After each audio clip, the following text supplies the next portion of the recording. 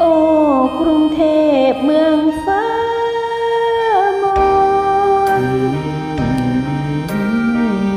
สมเป็นนครมหาธานีสมเป็นนครมหาธานีสวยงามนักหนายามราตรีงามเหลือเกินเพลิดเพลินฤดีช่างงามเหลือที่จะพันนา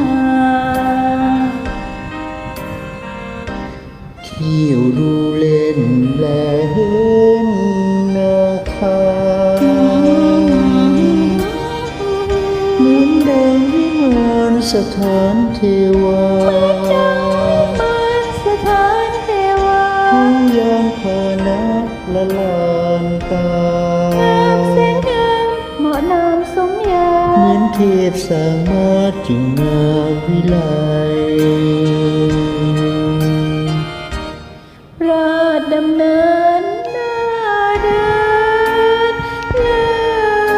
ศเพลินเรียบร้อยพราวพานจงงามสำคัญเชิดฉันนำไป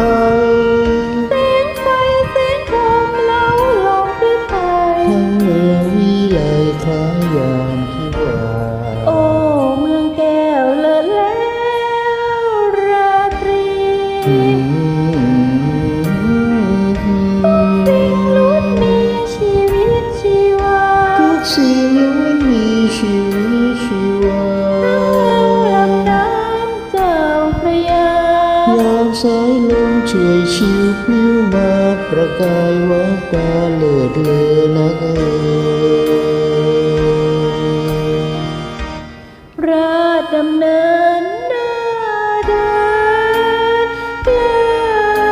ดเพลินเรียบร้อยพราวพานสมงามสำคัญเจิดฉันนำไป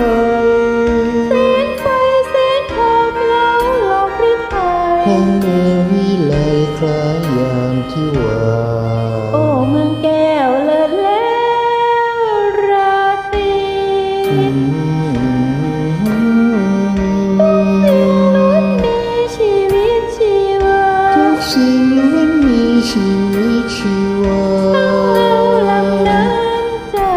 พระยายามสายลมเฉยชิวพลิ้วมาประกายวับตาเลิศเลอ